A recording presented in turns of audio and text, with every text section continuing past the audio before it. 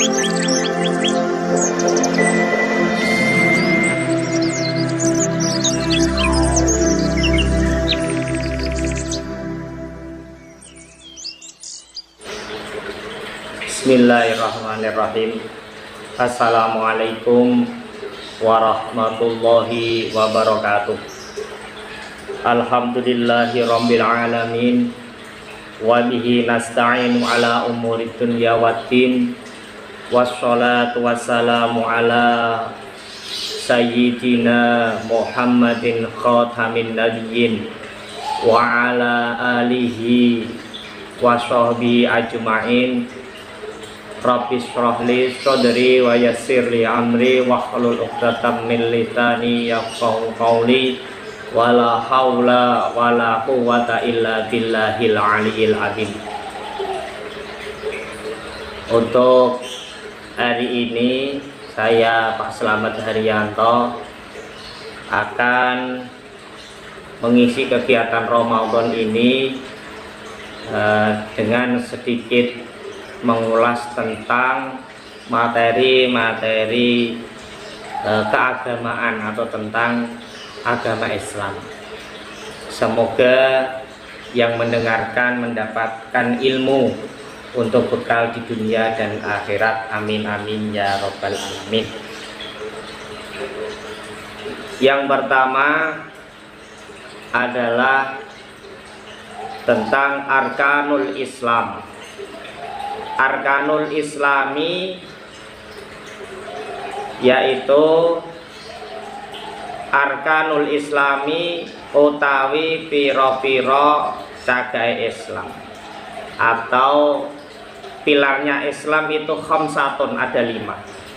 Jadi pilar agama Islam itu ada 5, atau rukunnya Islam itu ada 5 perkara. Yang pertama adalah syahadatu alla ilaha illallah wa anna muhammadar rasulullah.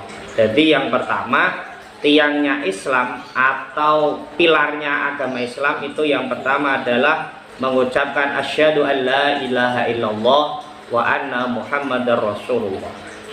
Wa iqamus shalah, yang kedua adalah mendirikan sholat. Wa ita'uz zakah, dan membayarkan zakat. Wa shaumu Ramadan, dan berpuasa di bulan Ramadan.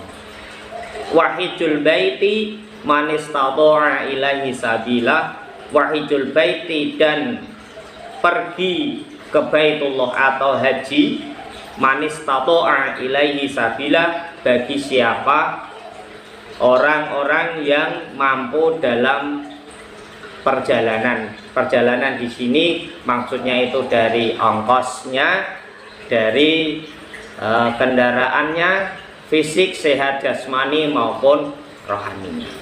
Karena hari ini bertepatan dengan bulan Ramadan, maka saya akan membahas sedikit tentang bulan Ramadan, yaitu didasarkan pada Quran surat Al-Baqarah ayat 183 sampai dengan 185. A'udzu billahi minasyaitonir rajim. Bismillahirrahmanirrahim. Ya ayyuhalladzina amanu kutiba alaikumus syiyamu kama kutiba alal ladzina min qablikum la'allakum tattaqun. Ayyaman ma'dudat. فَمَنْ كَانَ مِنْكُمْ مَرِيضًا أَوْ عَلَى سَفَرٍ فَعِدَّةٌ مِنْ أَيَّامٍ أُخَرَ وَعَلَى الَّذِينَ يُطِيقُونَهُ فِدْيَةٌ طَعَامُ مِسْكِينٍ فَمَنْ تَطَوَّعَ خَيْرًا فَهُوَ خَيْرٌ لَهُ وَأَنْ تَصُومُوا خَيْرٌ لَكُمْ إِنْ كُنْتُمْ تَعْلَمُونَ. شهر رمضان الذي أنزل فيه القرآن هدى للناس وبينات من الهدى والفرقان فمن شهد منكم الشهر فليصمه ومن كان مريضا أو على سفر فعدة من أيام أخر. Yuridullahu bikumul yusra wa la yuridu bikumul usra wa litukmilul iddata wa litukabbirullaha ala ma hadakum wa la'allakum tashkurun. Yang artinya ayat 183, hai orang-orang yang beriman, diwajibkan atas kamu berpuasa sebagaimana diwajibkan atas orang-orang sebelum kamu agar kamu bertakwa. Jadi kewajiban berpuasa ini memang sudah ada sejak zaman Nabi Adam dulu sudah pernah.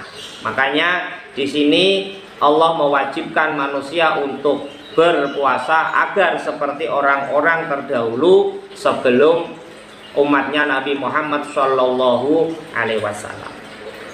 Ayyama ma'dudat al-ayat, yang artinya adalah yaitu bulan Ramadan itu adalah beberapa hari yang tertentu. Jadi Ramadan ini adalah bulannya itu khusus, hari-hari tertentu. Maka barang siapa di antara kamu ada yang sakit atau dalam perjalanan lalu ia berbuka, maka wajiblah baginya berpuasa sebanyak hari yang ditinggalkan itu pada hari-hari yang lain. Jadi apabila ada orang yang dalam perjalanan dan dia itu tidak kuat berpuasa, maka orang itu wajib menggantinya di hari yang lain. Karena apa? Agar orang Islam itu yang dalam perjalanan itu mendapatkan pahala seperti orang-orang Muslim yang atau orang-orang Islam yang pada hari ini sedang berpuasa. Dan wajib bagi orang yang berat menjalankannya jika mereka tidak berpuasa membayar fidyah, yaitu memberi makan seorang miskin. Jadi apabila dia itu memang seumur hidup itu tidak mampu berpuasa, misalkan dia sakit berkepanjangan, kalau dia itu sakit, kalau dia itu mengerjakan puasa kok dia tambah sakit, maka diwajibkan membayar fidyah. Atau orang yang sudah tua renta memang tidak kuat berpuasa, maka dia diwajibkan membayar fidyah. Fidyah ini fungsinya itu adalah agar orang yang sakit atau yang sudah tua renta itu mendapatkan pahala di bulan Ramadan seperti orang-orang yang menjalankannya. Nah, membayar fidyah ini tidak akan berlaku bagi orang yang sehat seperti saya dan kalian semua yang mampu mengerjakan puasa Ramadan. Barang siapa yang dengan kerelaan hati mengerjakan kebaikan, maka itulah yang lebih baik baginya, dan berpuasa lebih baik bagimu jika kamu mengetahui. Apabila orang-orang itu yang sakit ataupun orang yang tua kok masih mampu mengerjakan puasa Ramadan, maka itu adalah paling utama dan paling bagus pekerjaannya.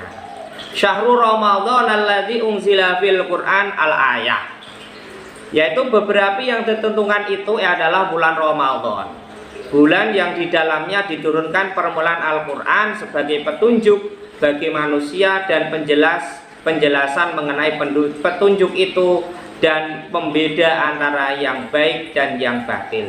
Jadi di bulan Ramadan ini juga ada hari-hari yang sangat istimewa, yang mana hari itu diturunkannya wahyu pertama oleh Allah Subhanahu wa Ta'ala melalui perantara malaikat Jibril kepada Nabi Muhammad Shallallahu Alaihi Wasallam, yaitu pada tanggal 17 Ramadan. Maka pada tanggal 17 Ramadan itu dikenal dengan istilah Nuzulul Quran, yaitu hari dimana turunnya Al-Quran untuk pertama kali. Lah, Al-Quran itu adalah Furqan, yaitu sebagai pembeda antara yang hak dan yang batil, dan petunjuk. Al-Quran itu sebagai, selain dia itu adalah kitab suci, maka Al-Quran itu juga sebagai petunjuk maupun pembeda antara yang hak dan yang batil. Jadi di dalam Al-Quran itu sudah jelas yang benar, yang salah sudah jelas. Karena itu barang siapa di antara kamu hadir di negeri tempat tinggalnya di bulan itu, maka hendaklah ia berpuasa di bulan itu. Jadi orang yang berada atau mukim di suatu daerah atau di suatu negara, maka ketika datang bulan Ramadan, maka diwajibkan untuk mengerjakan puasa di bulan Ramadan. Dan barang siapa yang sakit atau dalam perjalanan lalu ia berbuka, maka wajiblah baginya berpuasa sebanyak hari yang ditinggalkannya itu pada hari-hari yang lain. Jadi sama keterangannya ayat 184 dengan 185 hampir sama, yaitu bagi yang dalam perjalanan atau sakit, ketika sudah sembuh atau sudah sampai di dalam suatu tujuannya, maka dia wajib mengganti puasanya itu. Apabila dalam 1 tahun kok kedatangan Ramadan lagi dia tidak mengerjakan puasa, maka dia wajib membayar atau puasa di tahun itu dan ditambah dendanya, yaitu membayar fidyah 2,5 kilogram beras atau makanan pokok di suatu daerah tertentu. Apabila dia hutang puasa itu 2 tahun, maka dilipat gandakan menjadi 2, yaitu 5 kilogram. Begitu seterusnya sampai dia itu membayar hutangnya puasa Ramadan. Kenapa kok seperti ini? Karena bulan Ramadan itu bulan yang sangat istimewa, maka jangan sampai ada umat Islam yang tidak mengerjakan puasa di bulan Ramadan. Allah menghendaki kemudahan bagimu dan tidak menghendaki kesukaran bagimu. Dan hendaklah kamu mencukupkan bilangannya, dan hendaklah kamu mengagungkan Allah atas petunjuknya yang diberikan kepadamu supaya kamu bersyukur. Maka di sini Allah itu tidak akan memberatkan hambanya hanya dengan mengerjakan ibadah puasa Ramadan. Tidak. Fungsinya apa kalau kita disuruh untuk berpuasa Ramadan? Agar kita itu tahu bagaimana